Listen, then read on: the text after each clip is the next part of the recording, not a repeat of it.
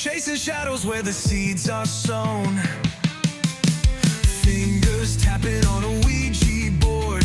Broken silence like a shattered chord. Eerie hums in the dead of night. Is it truth or just a trick of sight? Yes, there we are. That intro was crazy. Thanks. Who put the song together for you? That's crazy. You did that? That's nuts, bro. Long live AI. Oh no. Oh no, not AI. Yes. We can't sing, so we're not going to do that. Well, I totally understand the not being able to sing part, so I get it. I understand. We just needed an original song because I hate the countdowns nowadays.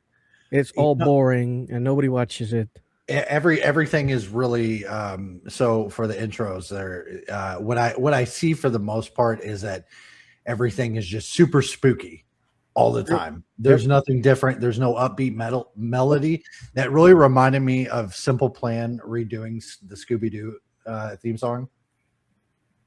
So if you ever watched, I think it was Scooby-Doo and I don't know, it was something like Louisiana Cajun something another, and Simple Plan redid the Scooby-Doo song, so it was like pop punk or whatever. That's kind of what it reminded me of. Cool. All right. Welcome to Another Things Paranormal Talks. Today we have Vince. Welcome. Hello. For one. Can you tell us a bit about yourself and what do you do? Well, my name is Vince Kelien. I'm a urbexer and a paranormal investigator. Not so much urbexer anymore, but preservationist and all around spooky collector. So I collect. I'm sure you can see some of the collection in the back. Anything mortuary, anything related to Ouija boards, items that came from haunted locations, specifically like asylums, sanatoriums, things of that nature. As a preservation effort. So people, where someone would throw out their Ouija boards, they can send them to me. I don't necessarily think that Ouija boards work. It's just a part of our spooky culture. So it's one of those things where I've never had anything happen with a Ouija board. One time I saw a planchet move on its own, but it was just like so I was like, which window's open? But a very skeptical guy too. So I'm every single thing that I see or hear or touch or have a feeling of, I try to debunk everything. But I first got my start into the paranormal working for the Waverly Hills Sanatorium back in 2010. I've worked there on and off since then. I don't currently work there. And about 4 years ago, I kind of ventured off from that to explore haunted and abandoned locations as a preservation and restoration effort to make specifically abandoned locations, whether it was a state or it was a school or whatever the case, that owned said building, to see the video, to see that they have value. Right. And they should be taking care of the building, and whatever funds necessary, open it up for investigations or open it up for historical tours or a museum or whatever the case. And that was my goal really early on. And now it's kind of just showcasing the beauty and decay for everyone to enjoy, and hopefully those people see the value in the ruin and the decay, and want to do things like preserve and restore and things of that nature. So, all right, cool, very cool. Yeah. Busy life. Yeah, he's busy, brother. Yeah, I saw the Ouija boards behind you. I love Ouija boards. Yeah, they are amazing. Those things. They're like I said though, I'm not a big fan of believing that they work. But you could say that for all other things, right? Phone apps and the Ovilus and tripwires, any REM pods, whatever, anything, so I mean, if those things could work, then maybe a Ouija board could work. But like I said, I've never seen one that gave out intelligent answers or gave out any answer at all to begin with, without the benefit of someone having trigger fingers. Yeah, exactly. Because that's usually the case. Yeah, because I mean, let's be real. I think your heart desires to talk to, whether you're Catholic or Christian, it says that you're not to talk to the deceased. So I think the rebellion around religion and doing things that the Almighty has told us not to do. I think that's a big part of it, is wanting to know and wanting to feel that someone is trying to talk to you behind the veil, to get a message out to you, right? And I think a lot of the times that's why we have psychics and we have mediums. And I'm not a huge guy on that either, only because I know just about as enough. I know just about enough of the paranormal as your kids do, Shane. Yeah. You know what I mean? Like, they don't know anything about it, neither do I. We know just about as little as the next person can possibly. So it always makes me question and wonder how psychic mediums can know more than the average person. Yeah. But I think that I think that's what Ouija boards are. They are like and I'm not religious by any means. I don't label myself to any religion whatsoever. So I think that a lot of that is just rebellion, and the need and want to sin, because you're not supposed to talk to the dead. So I think a lot of that is if they talk to me, it's not my fault. No, exactly. You know what I mean? Yeah. The same thing with recorders or REM pod activity or tripwires or whatever the case. Ouija boards are exactly the same as any other tool that you could use. I just never seen it work before. No, exactly. Yeah, true. Agree. Never seen the planchette move. Never. No. Nope. It's one of those things, like I said, I think it's the need and the want for it to move. And therefore, someone within your circle, whoever has their fingers on it, muscle spasms and stuff like that, and the brain psychologically telling you that this is what should be said, or this is the letter, or this is the number, which maybe that's the way the communication is supposed to work. Maybe you are supposed to move the planchette yourself through your brain, but I don't necessarily believe that that's a thing that could happen. So no, me neither. I think when you do a Ouija board session, you should do it with blindfolds on and headphones on, so you cannot manipulate it by any chance or meaning. So modern day Estes, but with physicality. Exactly. Yeah, that's not a bad idea. No, it isn't.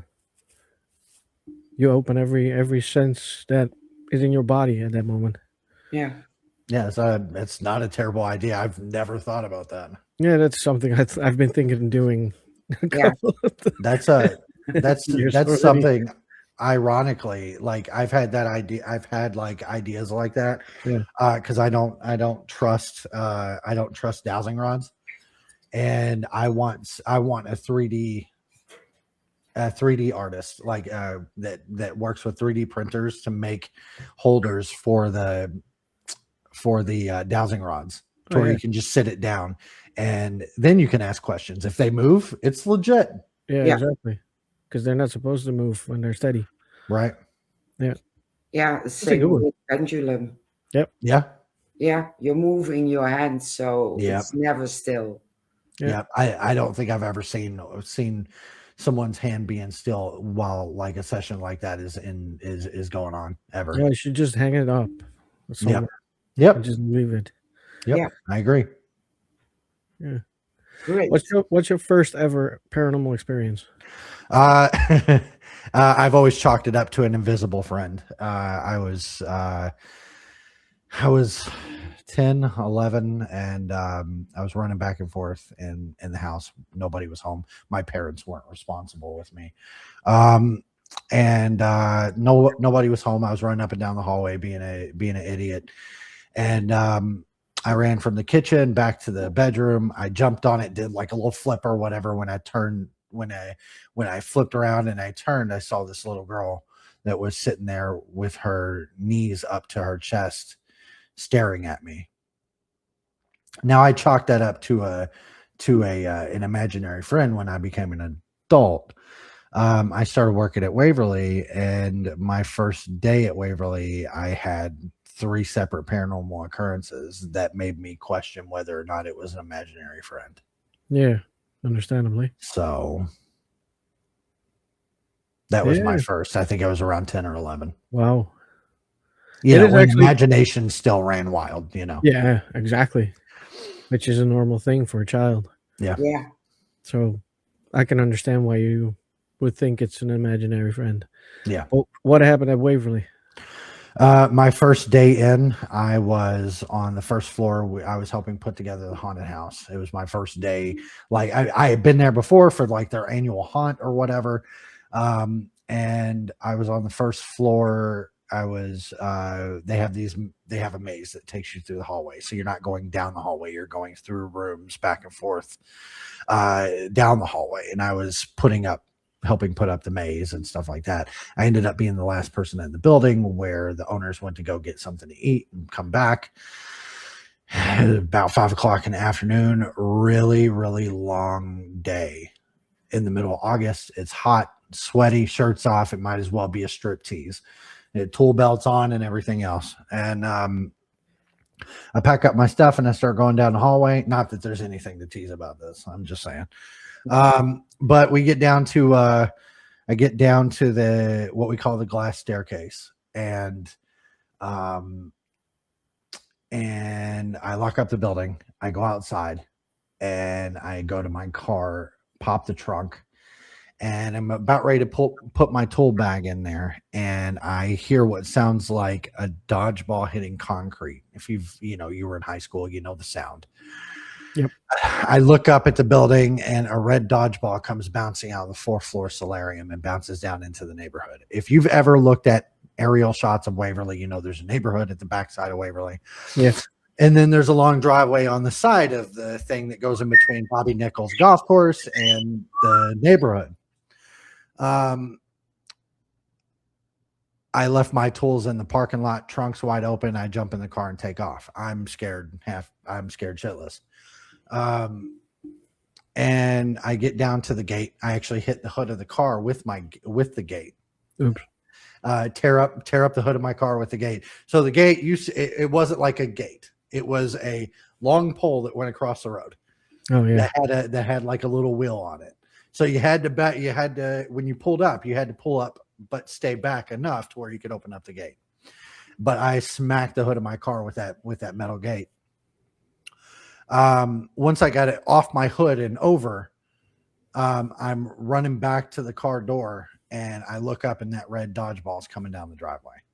Oh shit. So I jump in the car, and I'm hearing laughing at the same time.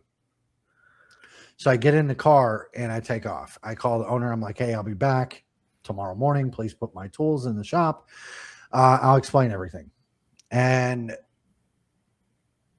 the next morning I came back in, and they was like, well, it sounds like you've been initiated. Now, are you going to do something about it? Or are you going to be a baby and leave? Yeah. And so that started my kind of journey in with Waverly and the paranormal and preservation and restoration and stuff like that. And it was an off and on relationship for, 2 decades now. So it's one of those things that that's kind of stuck with me. I live literally 30 minutes away from Waverly. Mm-hmm. So it's always been my home away from home. But like I said, I don't work there now or anything, but there's I think everyone that is in this community has a home away from home, whether they've been there once or they've been there several times. And Waverly is just mine.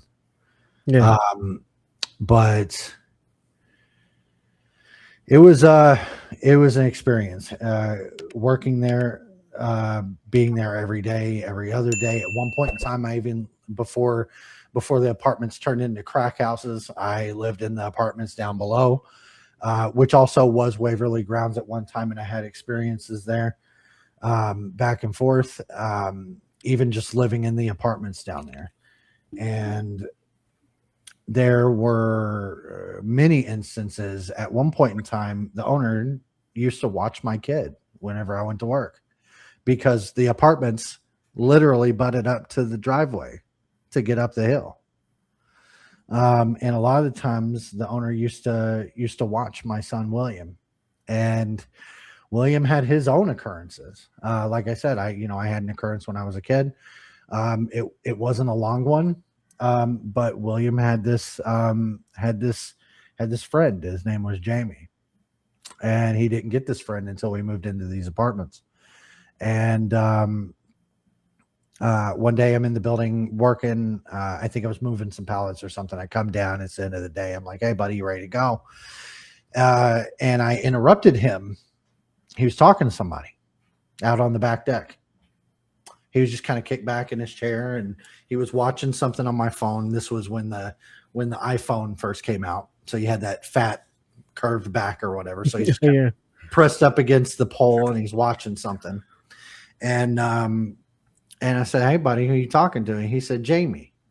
And I said, "Who's Jamie?" He said, "He's my friend." And I'm like, okay, forgetting about where we are and everything. It's just like, okay, imaginary friend, no big deal. Doesn't have a lot of friends, because Dixie Highway isn't really like a playground or anything for children. So, and the only other real relationship he had whenever we lived in those apartments was the owner's granddaughter. Yeah. So that was his only friend for that time. So I was like, okay, imaginary friend, whatever. So go home that night, shower, shave, get him a bath and all that kind of stuff, and dinner and all that kind of stuff. And I'm in my bed, and I'm just I get a hot sweat, and I wake up, and I'm kind of looking around the room, and I see that there's a light on underneath my door. So I walk out into the hallway, and the light's coming from William's room. And so I walk in there. I'm like, "Hey, buddy, what are you doing with the lights on?" And go back to bed. And he's sitting there staring at the corner of the room. And he turned around, and he said, "Well, Jamie came to play with me." And I heard kind of a thud. And it didn't sound like someone falling over. It sounded like it was, I couldn't tell the difference whether it was playful or it was malicious. And I'm not big on demon stuff or anything like that. And I can tell you, with my time at Waverly, there's no demons at Waverly. I've never encountered a demon. I believe that, obviously there needs to be a higher power and a lower power for us to still roam the earth after death. So I believe it's possible, but I've never encountered in all of my years. No, I've never heard about it either. So I couldn't tell if it was malicious, if it was someone who was mad. I couldn't tell if maybe it was someone who was just being playful. So I was like, okay, well, William, you need to go back to bed. Jamie's gonna come and sleep in my room. So I said, "Jamie, you need to come with me." Shut the door, shut the lights off. I go back into my room, and feeling like a complete moron. I'm just like, "Jamie, you need to, I don't know if you sleep. I don't know if that's a thing for you. I don't know how this works. There's no point in me trying to understand, because I don't have anything to try to communicate with you. And even when I try to communicate with people, it just doesn't work. So if you are here, if this is a problem, I need you to stay in this room until it's time to go in the morning. And then when we get up, you're going to get in my truck with me, and you're going to go back home. I understand that this part of the property might have been your home, but you're going to go back to where you came from, and you're not going to come back and bug my son. You can talk to William while William is up there, but you are not to come to our home." And we got nothing else. Nothing else happened after that. Cool. So fast forward to about 4 years ago, maybe 6 years ago. I have to go up to Waverly on Easter Sunday while we're closed. I had to do something for one of the higher ups, and I take my son with me because he's been begging since because like I said, I was off and on up there, and he had been begging to go up there the entire time, and what's up, Crystal? And he'd been begging and begging and begging. And I was like, okay, this is my time to take him up there. I can run him around the building real quick, take him down to meet security, all that fun stuff. So I take him up there and I just kind of take him the tour route. I don't take him all around the building. I just run him around around what the tour route looks like for a ghost tour. And we get up to the 4th floor and I hear a voice in real time saying, hi.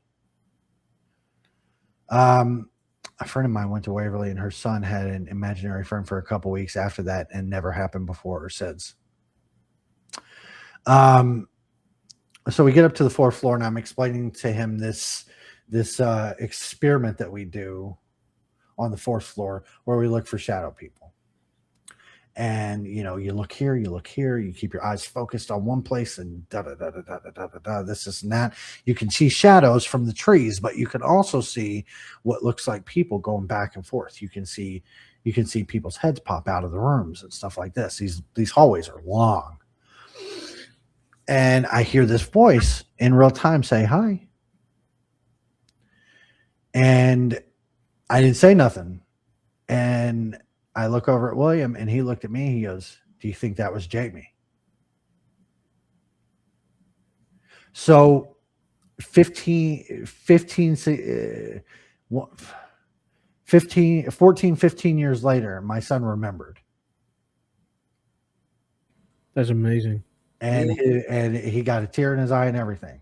And I said, I don't know. Why don't you say hi back to him? And we sat there for about 20, 30 minutes and was just, trying to see if we could get whoever it was that said that to us. Yeah. And as investigators, we know that real-time voices is not a thing. It doesn't happen often. No. And if it does, it's like once in a lifetime. I don't think I've had that occurrence one other time, but that was, but like a 5-6-year-old shouldn't remember that at the age of 14, 15 years old. There's no way. No. So those were just some of the different occurrences, and I'm way off. I have a hard time with time. So my son's 15 now. So 5-6 years ago, he would have been 9 or 10, but you know what I'm saying? He still shouldn't have remembered. You know what I mean? Exactly. Yeah, exactly. It's just one of those things. It's, and that's done without equipment. Yeah. You know what I mean? That's stuff that you can't. If you ever remember watching Ghost Hunters, you remember you'd hear Jason or Grant say, oh, well, you didn't catch it. So it's a personal experience. Yeah. So we're not going to add that into evidence, which is crazy to begin with. It is. But if you remember them talking about that, 98% of evidence that I get in my own situation is all personal experiences for the most part. I see people get evidence and it makes me jealous. I saw a TikTok live, which I wasn't watching live at the time, but this woman's hair came up. Wow. It wasn't altered in any way. It was the live pulled from TikTok and showed. And I was, at first I was like, oh, it's the wind, because I'm jealous. I'm really fucking jealous because stuff like that doesn't happen. No, I know exactly what you're talking about. And they caught it on camera in front of like 100 people, 200 people, something like that. Yeah. And I'm just like, you gotta be kidding me, dude. Like, this stuff doesn't happen to people. And when it does, it doesn't happen to me. No, exactly. Yeah. I know exactly what you're talking about. It sucks. So, but and here's the thing is that I know the people, so I know they're not faking, and I Yeah. know I Yeah. know that they don't have a bone in their body to do something like that. So it's like, um, you know, it's one of those things. Why not me? Why? It's just one of those things. It drives me nuts. But I don't know. Maybe one day I'll be recording something and Oh, something yeah. crazy like that happens, and I can show it to the world and be like, "Dude, look." Yeah, I know the feeling. Yeah, it just drives me nuts. Yeah. You know what's worse? When you have the cameras on and it happens behind the camera, and you're like, Yeah, dude. Like, dude, seriously? It's here. yeah, it's like it happens when the cameras aren't rolling, or if it's where the cameras aren't pointing, and you're Exactly. like, Yeah. "Are you kidding me, bro?" Yeah. Or you forget to press record. Or you forget to press the record button. Yeah. Yep. Happens a lot as well. Yeah. You know, I tell people this really often. I say it a lot. I don't remember what I ate for dinner last night. And it's because my mind is so molded and so brain rotten from as soon as you turn the camera off. Yeah. Yeah, exactly. You're Yep. packing up to leave and they're just Yep. like, "Hey, what's up?" Yeah. And you're like, "Shit." But I tell people this all the time. I don't remember what I ate for dinner last night, and it gets me in trouble a lot because I don't remember. I'm bad with birthdays. I'm bad with holidays. I'm a bit of a hermit, so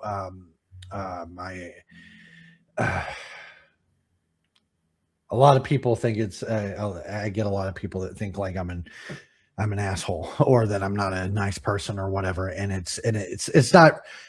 I hope that I'm not an asshole, but it's more or less of I enjoy my. Excuse me. I enjoy my private time and I enjoy my privacy, and a lot of the times my privacy is sitting at this desk and playing Dead by Daylight. Sometimes my privacy is putting together these paranormal posts. I have the greatest community when it comes to like viewership. I call them dudes, and they're more like family. But like sometimes it's doing something like this, where someone has gifted me something out of nowhere. Oh. Wow. Which, like, you know, just something simple like this. I just got this today. It came in the mail. One of my friends on one of my streams grabbed this off of one of my wish lists. And sometimes it's just sitting down here and admiring. And then I don't remember what I did 15 minutes prior.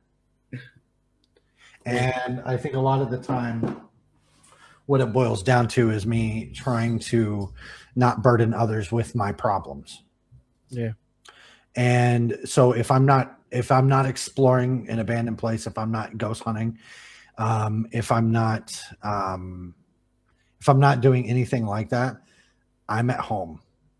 I'm waiting for mail, my paranormal mail. Yeah, for anyone who doesn't know, I have a monthly snail mail.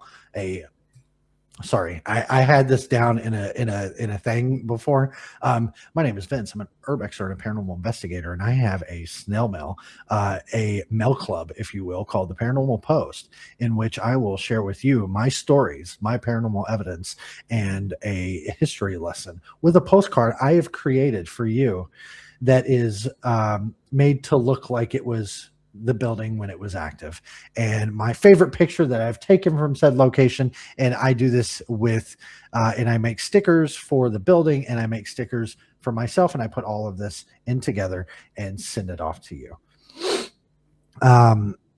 Yeah, so that's the Paranormal Post for anyone who likes spooky mail.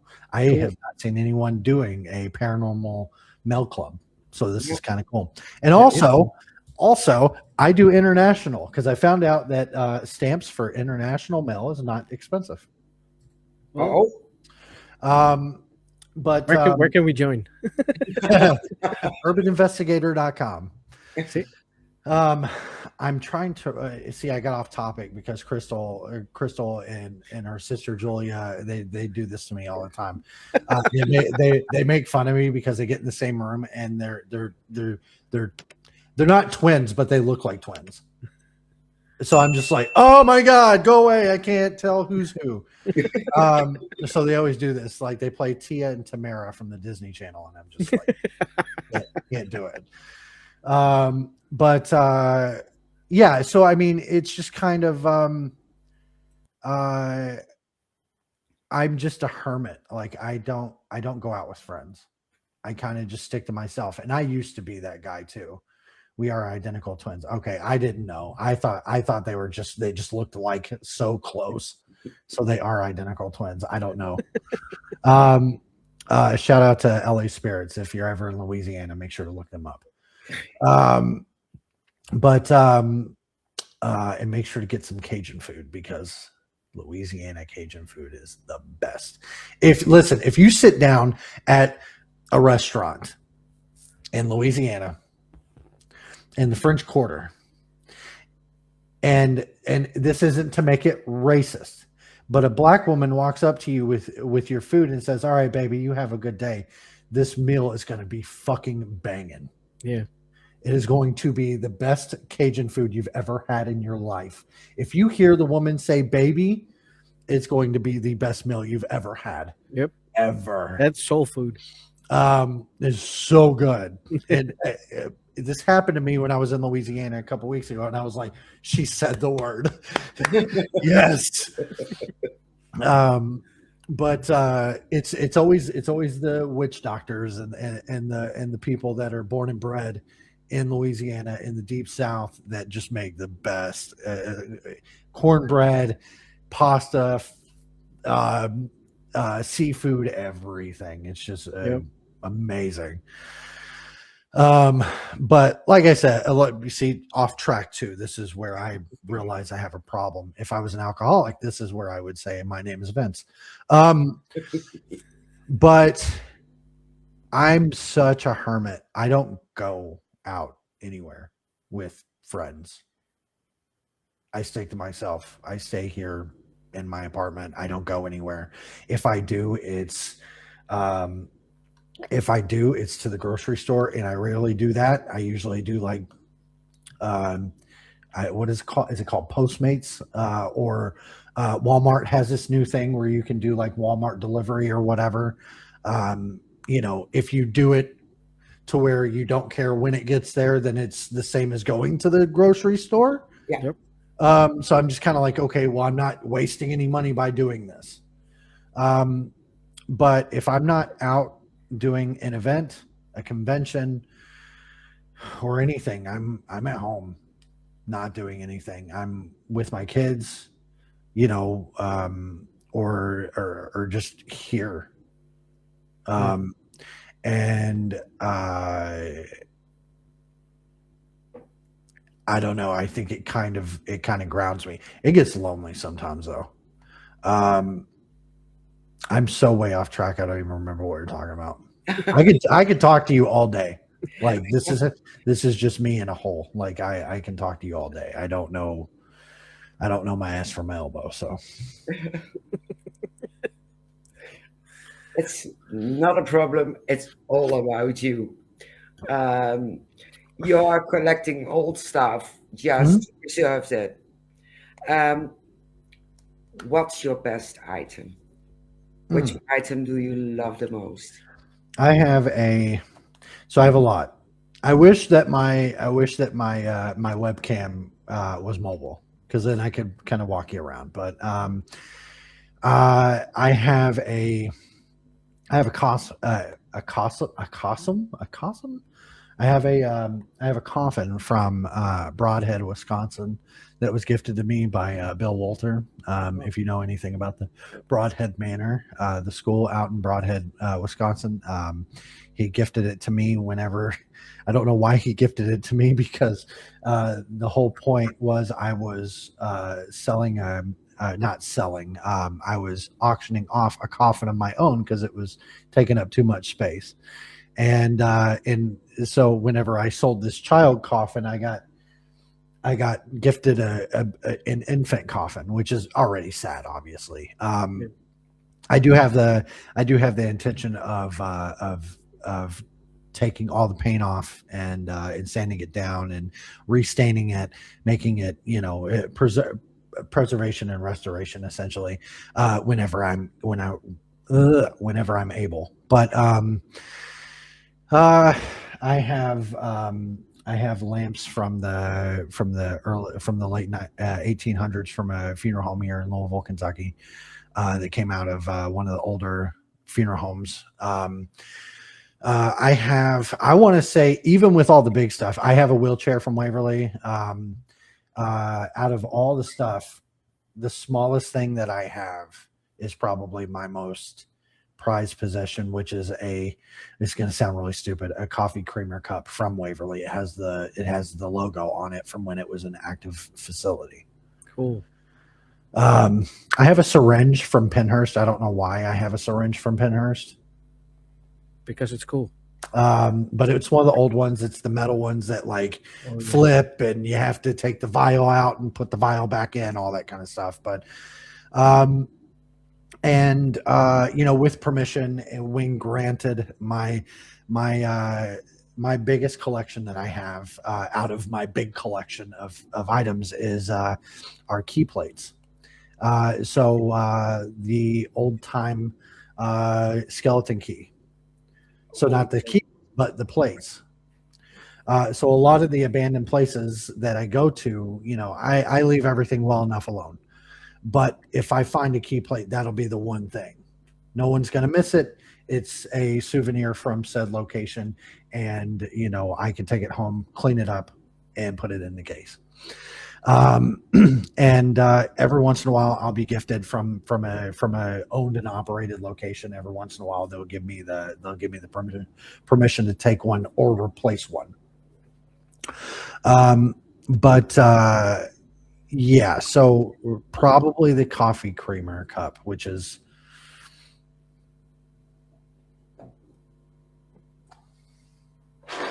the size of this ink. Okay. Probably the smallest thing that I own probably is my most prized possession. Not this, but the coffee creamer cup. Yeah, that's cool. Yeah. Ever had any hauntings because of the items? So I can tell. So I live in a condo, and I'm butted up against two other condos, and I can tell when my neighbors are going up and down the stairs. They're old apartments, so they're not like really good insulated or anything. But I can tell when they're going up and down the stairs, and I can tell when they're not. Yeah. I can tell when someone is upstairs, if it's my neighbors or not. And I have more than enough occurrences that we don't interact. If there is someone here, I don't interact at all. But there's been more than a couple cases where I'm laying in bed, and I'll see or I'll hear someone out on the landing by the staircase. Almost every time that I come downstairs, I'll hear someone in my room, or I'll hear someone in my son's room, William. I don't know it to be a fact. I just know what I hear. Yeah. And what I was hearing is not I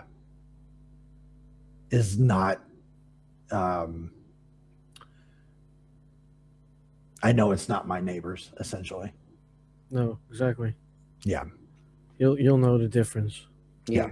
Yeah, I know about those houses. I live in one myself, so I understand where you're coming from. Yeah. But yeah, aren't you worried because you don't interact in any way with them? But aren't you worried that it could be something evil in the end? If it was, I would have moved. Yeah. If I felt threatened in any way, after bringing something home, if I thought that it was going to be a problem, I would have already moved. And that's not to say like I'm a bitch or anything. It's just one of those things like, it's one of those things like, you're not really bothering me, and it seems as if I'm not really bothering you. I probably wherever you came from, you came from your home, so and you're sticking around, so that's on you.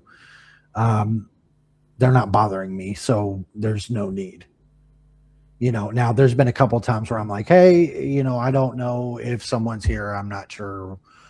But I've been hearing a lot of things here lately, and if whoever it is can just tone it down a bit. And I still hear stuff, but like it's not like I hear the water turn on, in whatever faucet or whatever, and then go to look and it's off. So I just kind of let it be. We don't really interact, and when we do, it's just those small little chit chats here and there, and that's about it. Yeah. Now I'm curious. You have so much experience, personal experiences. Mhm. Have you ever been scratched or smacked or whatever? Well, I've been smacked and scratched plenty of times in different ways, but not for a paranormal standpoint. Oh, That's my dark sexual innuendo for the podcast. But I don't think I've ever experienced it to a point to where I was like genuinely hurt. I've been out of breath on a couple of different occasions, not in my own home, but at different places and stuff like that. I did have an instance. I was at a convention that we have in Gettysburg, Pennsylvania.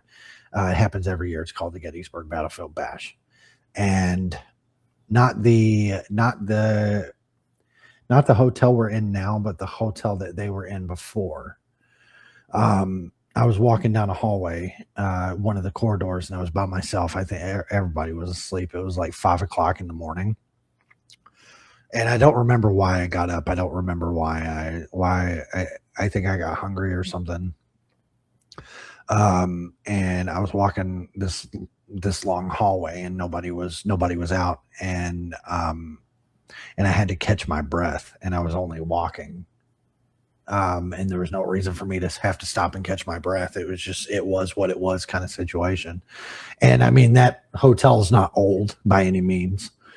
And I think Gettysburg itself is just haunted. The entire city was a battleground. So there's reports of the local Holiday Inn that's like 3 years old being haunted. Excuse me. So I mean, I've had occurrences like that before, but being like physically hurt, I don't think that I can say that I've ever had that. lucky you. Yeah, very lucky. Not everyone is that lucky.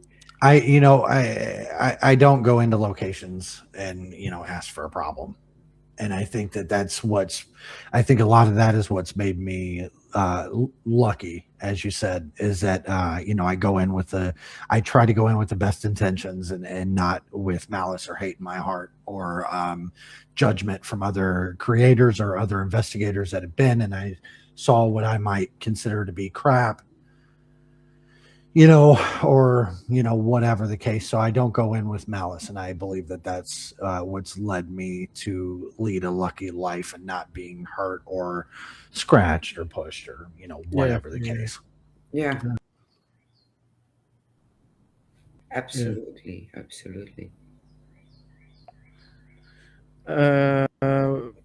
Thinking about the fact that you are having experiences, personal experiences, and when we were talking about ghost hunters, that's something that's kept bothering me until this day. Every time they found something, like 2 things of paranormal evidence in their book, and all the rest was personal experience, and for that it wasn't hunted, and I was like, what? So I agree. And look, this isn't like a jab at Jason or Grant or anything like that, but because I mean, I like them just as much as anybody else does. But I think that I think that taking a personal experience and tossing it to the side as if it doesn't exist instead of going to explore it was always a mistake. Because even though it was a personal experience, you could have went to go check it out. Okay, well, we're not going to put that in our thing, but let's go check it out. Maybe we can entice somebody or someone to recreate what you saw or what you heard, or whatever else. Maybe we can catch it on camera. So I believe that during those times, with ghost hunters and there were several others too, but I don't think every show was their own, right? So I don't think that I saw any shows replicating each other, because Ghost Adventures was unhinged at all times. Yeah. It was always off the wall. It was crazy, and do you like my tattoos, and just all this. It was entertainment, and you know how to separate the two. Yeah. It's not to say that Zach's a bad guy or that he's not a good investigator or anything of that nature. The guy's just different. Yeah. You go watch Dead Files. It was more of like a serious cop show, than it was really, investigating the paranormal. And then they bring Cindy in, and it becomes more of like a metaphysical kind of situation. And then, you watch Portals to Hell, where the name doesn't really match with what they're doing. I think the name was more of a scare tactic, kind of like what we call clickbait on the internet. The show was good. Don't get me wrong. Jack and everybody that was involved. It was a good show. But trying to find said Portals to Hell was like more of the idea, right? So everyone had their own standpoint. What was the other one? It was called MTV Fear, I think. Where they had Gary Busey and Heather Taddy and Katrina and a couple others. And where I feel like MTV Fear bringing on Gary Busey was a lot like Americans electing Donald Trump. The celebrity wasn't really necessarily needed. You could have done the show without Gary Busey. No offense to Gary, because he's a funny guy anyway, but it was Jack and Katrina for Portals to Hell. But everyone had their own thing. I don't think anyone really followed anyone else's arithmetic when it came to how things were done, how things were investigated. I think I remember watching what was the show? It was Nick Groff and Katrina Wildman. Paranormal Lockdown. Lockdown. Paranormal Lockdown. Where if they did have a paranormal experience that was personal, they went to go explore it. Yeah. So, like I said, people didn't follow everyone's arithmetic, but people did things differently, and I feel like that show itself, they did a good job with exploring all aspects instead of just being like, okay, well, we caught this on camera, so this is irrefutable evidence, versus oh, well, Steve, sorry, but that was a personal experience. We're not gonna go with that. So my interpretation, like I said, I like all those guys just as much as anybody else, but I think that they dropped the ball with ghost hunters, where they should have been going to check out those personal experiences, because those personal experiences could have led to irrefutable camera evidence. Exactly. Yeah. It's just kind of my take on it. And I've told Jason that before. And he just kind of looked at me. I was like, whatever, Vince. But people do things differently, and people do things their own way. And like I said, anything that I'm saying is not shade at anyone else, because everyone that I've met in the community for the most part is nice and kind and everything else, but just people have their own way of doing things, and I think that And I think that that Discovery and Travel and all those networks, they kind of had a hand in that, and like, well, this is what we'll use, this is what we won't use, and this is what we got to do, and this is what we can't do, and all this stuff, because we got to have viewers locked in. Yeah. But and I think that's what inevitably led to the downfall of Travel and Discovery Plus. Is the fact that they sunk millions into these shows and didn't give their stars due diligence. And this is leading into something, and I'm about ready to tell you what it is. These creators, these TV celebrities, and and unfortunately, just like them, I don't like the word. I don't like being called the word. If I do any of these conventions that I'm a guest at, they say celebrity, and any of these people, Travel and Discovery, consider ghost hunting shows to be reality TV. And unfortunately for people on reality TV, those people don't get residuals. Nope. And when it comes down to it, you're going to make your stars, the people that are making these shows happen, you're going to make them, what do you call it? You're going to make them feel unimportant. Yep. You're going to make them feel like they're not worthy, like they're not worth it, among a million other things. And this is where I do a little bit of, what do you call it? Shameless plugging. As to where I tell you that there is a new platform out called Stream Beacon TV. Yeah. And this platform is owned by our very lovely people, Shane Pittman and Josh Purvis. And what I can tell you is that all of those people that you're upset about being canceled, whatever show it was that you loved, whatever situation it was that you just enjoyed, those people are on Stream Beacon right now or are coming. But I can't tell you who, because NDAs are, ironclad. What I can tell you is that there is a show coming out with Jack Osborne. He's back at it again, and he will be on Stream Beacon TV this year. Nice. If you enjoyed A&E's Ghost Hunters with Grant and his wife, Brian and Rochelle from the show has their own TV show called Adventures with Rochelle. There's so many different things. Searchers Afterlife, that's Shane Pittman and Josh Purvis. If you enjoyed Holzer Files, Shane, Dave, and Cindy are back at it again with a new show called Paranormal Mysteries. If you enjoy just outright comedy that doesn't make sense whatsoever and is just a lot of fun to watch because the guy on the show is just an outright lunatic, go check out Pair with the Normal.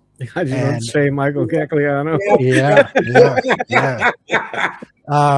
And you can check out Lauren Hellickson with Between the Dimensions coming this summer, and you can be sure to check out Urban Investigator in September.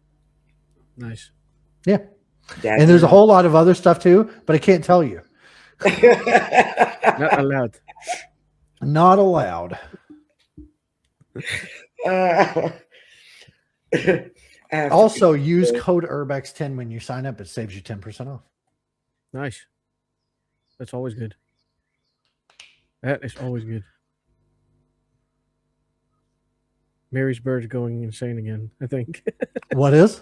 Mary's bird is going insane again. Oh.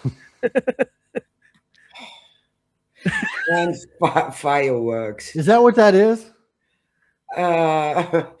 You hear my bird whistling. Okay. There I were thought also guys. for some reason I thought it was outside my door, but I could hear it just like in my ear though, and it didn't. I was like, "Where's that coming from?" Yeah, they're setting off fireworks because there's something to do in the city. There's There's something some to do in this. yeah, like a concert or something. Oh, So they're probably using fireworks to gotcha. celebrate something or so. Gotcha. We don't Yeah. do fireworks here. They just go in stadiums and in small venues. Yeah. Well, I take that back. Sort of, kind of. So we have a metal festival here in Louisville, Kentucky, called Louder Than Life. And it brings in, it's the biggest metal festival in the U.S. since like Ozfest and Sonic Temple and all that. But pretty much anyone and everyone you can possibly think of. Bad Omens, Motionless in White.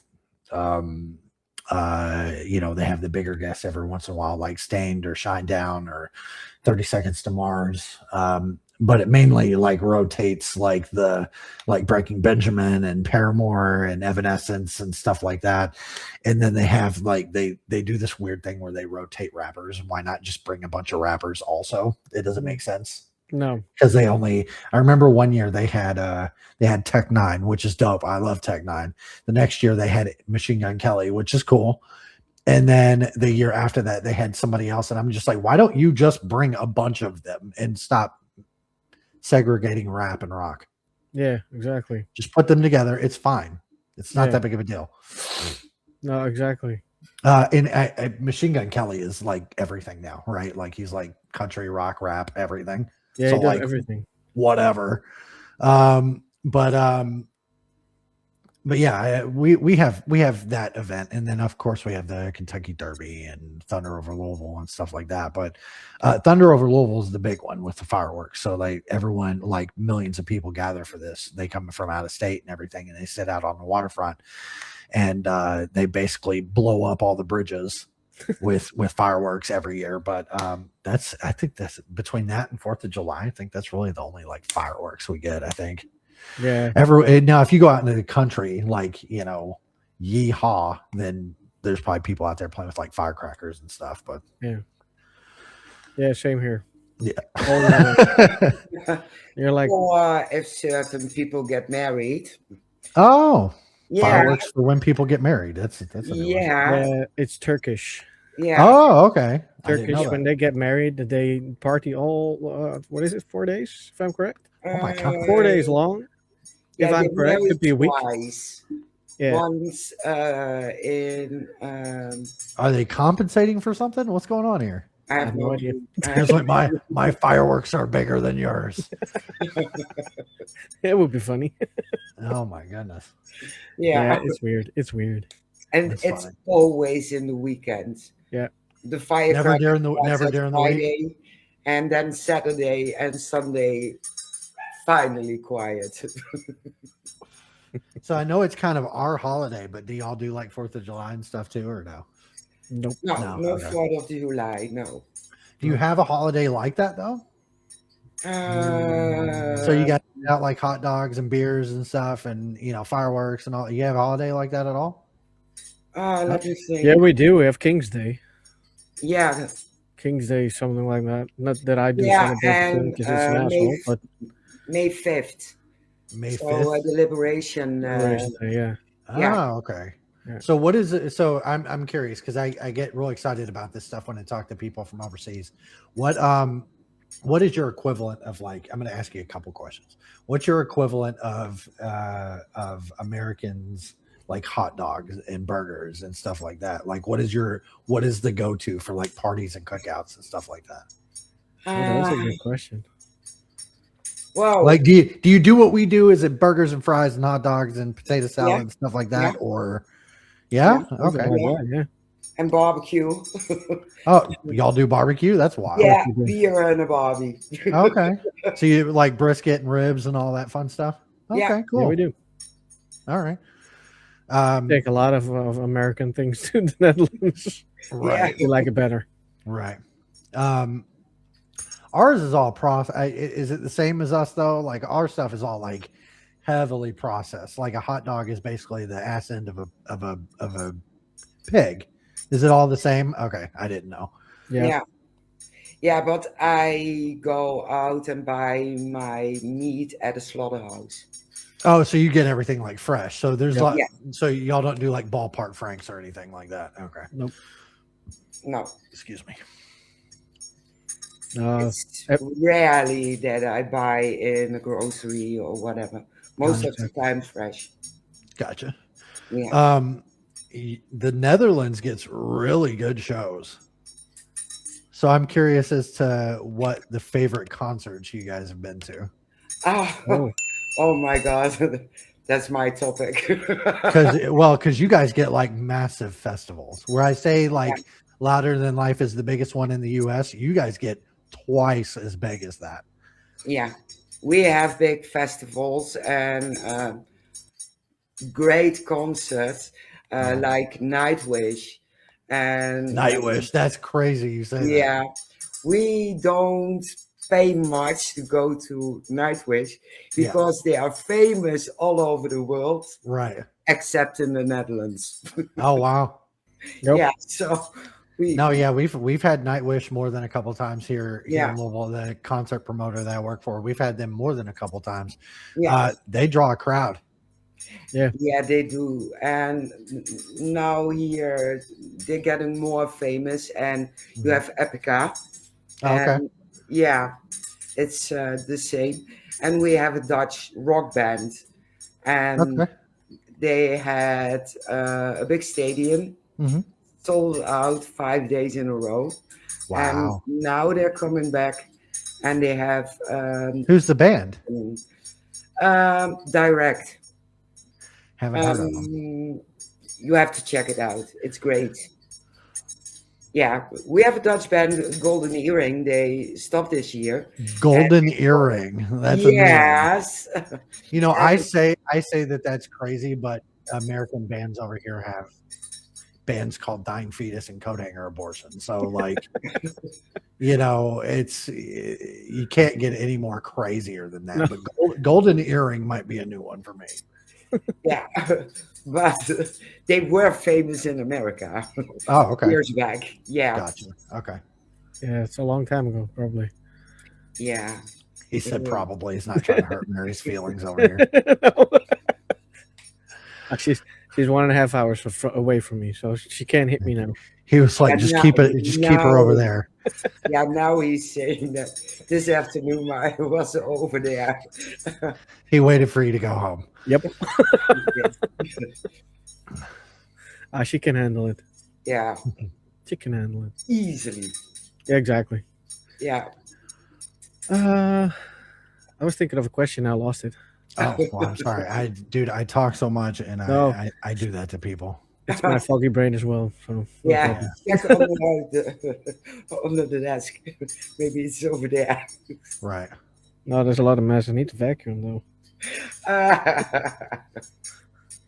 See? Get distracted again.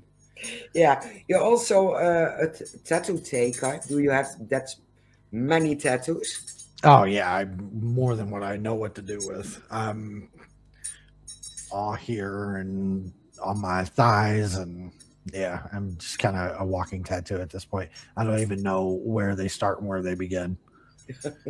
It's been a while since I've been in the shop, though. I need to get back. It's been quite a while. Do you use the Ouija boards you collect? No, because I don't believe. Well, Crystal, you've been here the whole time. I don't think they work. And I've tried. Like I have. There's a Ouija board back there that has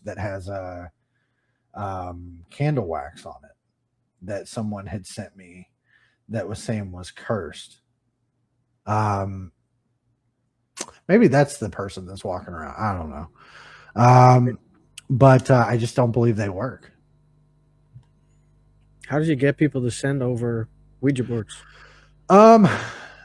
Sometimes they just kind of come. They just kind of out of nowhere sometimes. I've got one on the way right now. I had posted about one that I had bought on eBay accidentally. And somebody jumped onto that post and was like, "Hey, I've got one I would like to send you." And sometimes things like that happen. I get people that send me stuff every once in a while that they don't want, or that they feel like they need, or that they feel like they need some kind of closure with an item or board, or a doll, or whatever the case. And it just kind of happens that way sometimes. Because you know, a lot of my family, I got to stop calling them viewers because my friends on Twitch, they get mad and they're like, "Oh, well, we're just viewers to you," and they do it just to get under my skin. But you know, my family. Hi, Julia. What's up, Julia? A lot of my family, they get they will send me stuff every once in a while, and it's something they need to part with, or something that has caused them a problem, or whatever. Like I said, I've got one that's on the way right now that person believes has caused them an issue. And you know, I'll probably do a video on it, or a photo or something, just to kind of put it out there, like, you know, I've got this for a little while. I'm gonna do some testing. I'm gonna, you know, see what happens with it, and, you know, see if anything ramps up in the house or whatever the case. But I don't know, just kind of go from there. So every once in a while it just happens. Yeah. Yeah. Cool. Yeah. I have the same thing. They sent me also stuff. I got a ring, and this lady got possessed, and she didn't want it in her house, and it was sent over here, and I put it in a crystal bowl with a crystal ball on it. Okay. It cracked Oh. without touching it. It cracked. It's still What is the item? You said it's a ring? a ring, a golden ring. Do you know what the metal is underneath the gold, or is it solid? I have a feeling there are ashes in it. I'm curious.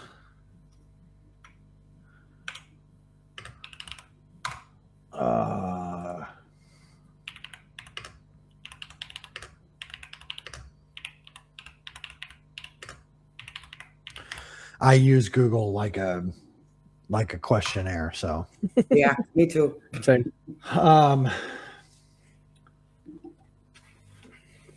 So not to debunk you or the person that No. sent you the ring, but it says that yes. So like I said, I use it as a questionnaire, and Yeah. I actually type questions into Google. It says, "Can gold make crystal crack?" And it says yes, gold specifically in the context of jewelry making can cause metal, which has a crystal structure, to crack. This happens during casting or working if the alloy is contaminated with impurities, experiencing hot tearing, or incorrect temperature or cooling methods like water quenching are used. So I didn't read the whole thing before I said it. So your situation has nothing to do with why crystal would crack. So it doesn't really make sense as to why the crystal would crack. No, it's a big crystal ball. Right. Crystal, and yeah, the bowl is also pure crystal, and it shouldn't have cracked. I had it for You didn't like throw it in it, did you? Yeah, of course. You're just like, Must have. you just like threw it and you was like, oh my God, it cracked. Yeah. It's cracked major. It was like, man, dude, that's like, and crystal's expensive and you just ruined it. Yeah. And I have a bigger bowl, so I'm glad I didn't. Well, keep the ring out of it. Yeah, absolutely. Yeah. And sometimes I get dolls, because people think dolls are scary. And right. I even have some clowns. And yeah. You know, I don't really understand people's like weird view on clowns. I never really have. And also making clowns to be like a horror based thing. Like there's you know, you talk about Pennywise, or you know, the clown from Hell House, or killer clowns from outer space, or whatever movie you're watching or whatever. And all clowns are made to be like these awful people and these awful characters, and you know. It turns out Pennywise wasn't a clown at all. He was a spider, and you're like, okay. But like, excuse me. But like the whole, I've never really understood like the scare basis for clowns, but I could kind of understand dolls, you know, the whole thing about a doll's head moving without you touching it, or, you know, Yeah. whatever the case. But I can't tell you. I've been around a lot of haunted dolls. Annabelle specifically. I'm hoping to be a part of something next year that's going to place me in the general vicinity of Robert the Doll. Hmm. I hope to get some experiences from that, but nothing with Annabelle, like, at all whatsoever. I'm also not a big doll believer. I mean, if you go back and you read any passage from Ed Warren's book, he talks that the doll itself is not haunted. It's the doll's a conduit. It's made to give the impression of possession. And that's, you know, not the direct quote, but that's basically what he's saying. That the doll itself is not haunted. The doll is not possessed. It's an inhuman spirit that's made, that utilizes the doll for fear, to make the doll seem as if it's, you know, that the doll is doing these things. For instance, you know, Annabelle went on this Eris tour, you know, over, you know, the last 2 years. You know, she went to Louisiana, and, you know, in that time a plantation burned down in Louisiana. Yeah. And then at the same time 12 inmates escaped out of a max security prison. To me, it's just all mere coincidence. But, you know, it is interesting to think that those things would just happen when Annabelle just happens to be in Louisiana. Yeah, exactly. You know, so I understand like the, you know, the doll panic, you know, you know, and thinking that the dolls are the ones that are doing the problems. I had a friend that went to the Conjuring house, and, you know, before all the Conjuring drama started, and, something about believing that whoever or whatever was there had something to do with Annabelle, but Annabelle's not even there. You know, but there's so much panic around haunted items and haunted dolls and things of that nature that Annabelle had them believing that, you know, she was the one who caused their tire to pop on the way out of the driveway. But in all reality, is probably a screw. Yeah. Or a piece of glass, or, you know, a nail, anything else, right? Yeah. So I mean, it doesn't really matter. It's just kind of one of those things. I like to. So I was doing this thing at Scarefest last year where they asked Shane Pittman to do like the investigation with Annabelle, and they was like, Vince, do you want to do it too? And I was like, yeah, absolutely. And so we get down there, whatever. We meet Ryan Buell and Nesper and all these people. And at one point in time, like, you know, some things were happening here and there, but I was just like, I kind of threw my hands down, and I was like, I want to talk to Annabelle. Where's Annabelle at? You know, the doll's right there. I want to talk to the doll. And, you know, he makes fun of me because I'm like, oh, yeah, whatever. Mhm.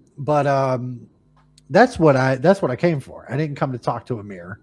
If I wanted to talk to Amir, I'd stay home and go in the bathroom.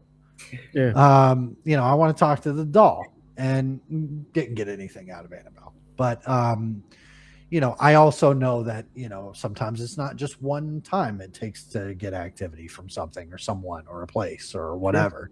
Yeah. You know, sometimes that I've been told by a couple different people. I've been doing this for 65 years, and I've been to this one place 45 times, never got anything until this day. Yeah. You know, so, you know, I could just be the guy who's just being a skeptical asshole and being like, you didn't catch nothing because I didn't. Yeah. But, you know, I don't know. I just dolls are weird. I don't know. They are. I think the idea of you know, I think that all dolls and all items hold that option. Maybe hold that option of being maybe hold that option of being a conduit. I don't believe that items or dolls can be possessed at all whatsoever. Could they be used as a conduit? Sure. But to a demonic standpoint, I'm just kind of like, give me a break. I've never come across it. I've never seen it. That's not to say I won't ever. But I've never, ever felt threatened. Ever. So I don't know. I'm just kind of, it is what it is kind of situation, I guess. Yeah. Yeah. Understand. I always say, if there really is a devil, why should he bother with haunting our simple humans? Yeah, I've never understood that either. If you're demonic, if you're a devil or whatever the case,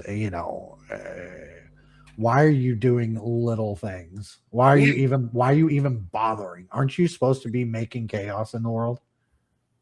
Why are you bothering sitting at a haunted school or a haunted house or a haunted hospital? Like what are we doing here? Like you're supposed to be causing chaos, right? You're supposed to be making sure that the world is evil. Yeah, Yeah. exactly. Yeah. Put some I don't know. Maybe they're too big. Maybe they're too busy pulling the strings of politicians and P. Diddy. For sure. For sure. Could be. Yeah. Maybe that's why we don't see anything demonic, is because they're in the White House. Yeah. Yeah. Good. Yeah. Good point. Yeah. And on that island. Well, they talk about the White House being really haunted. I don't know if y'all have ever heard that before. Yeah. Yeah. Yeah. Yeah. I think it was Bill Clinton said that he thought he saw Abraham Lincoln walking around the Oval Office. Yeah. That was Bill. There's other different. I can't remember who else it was. I think there was. I want to say it was Andrew Jackson had said that he had saw someone it was somebody that was on his staff had died a year prior and saw them walking around the mess hall, I guess. It's been a while since I've read up on the stuff in the White House because I've been trying to keep my feed paranormal and not political. So Yeah. but it's been a while since I've read up on some of that stuff. But I've read stories about the White House and people seeing apparitions and seeing things move and all this other kind of stuff. But with all the lies that come out of the White House, what can you really believe? Exactly. Yeah. You have a point. Yeah, I mean, you're just talking about how the prime minister wants to take all the fun foods out of your country. We've been dealing with that for the last 2 years now. With RFK Jr., which statistically, food overseas is a lot better for you than they are in the U.S. I mean, the U.S. leads the country in obesity. Which is awful. Like, people will scarf down a bag of Doritos and not blink an eye. And then yell at their stomach and be like, why? I do that. Like, Oreos are a problem. Yeah, over here they want to turn everyone in vegetarians. Right, So yeah. they Which, eat like, I around- get to an extent, but you have to have meat in your diet. Yeah, I absolutely. understand that there are vegans and there's vegetarians and everything else, but they're not getting the proper nutrients that they need either. No, they don't look healthy at all. Nope. Oh, I know some people that do well and look healthy and stuff like that, but there are some people. I don't know if you've seen Ariana Grande recently, but Yeah, she looks rough. yeah, Even what's his face, Pete Davidson. Now he's looking the same. But I think a lot of that's like that Ozempic shit. yeah. It is. Yeah. Those influences, Yeah. they take it too far. They're trying to make America skinny again. Too late. Yeah. Yeah, Not gonna happen. yeah. Let's start dishing Sorry, McDonald's, Burger King, Pizza Hut, Pizza Hut, yeah. KFC, all the junk food out Yeah. and eat proper meat and proper food. Yep. I think my problem, my belly is because I've got a little bit of a pooch, but my problem is pasta. But Italian runs through my veins, so it is what it is. Well, pasta's good. Yeah, I It's like good food. Yeah, I like I'm not a huge so I say Italian, but I'm not really big on traditional Italian food because Italians do not use spice. They use No. pepper and salt like Americans do. And olive oil. And I have to, so anything that is pasta, I have to have a Cajun, or I have to have like I have to have some like cayenne or some, what I have to have something. If I wanted a bland dinner, I would go to, my family's Thanksgiving. No offense to my family, but like they don't season shit.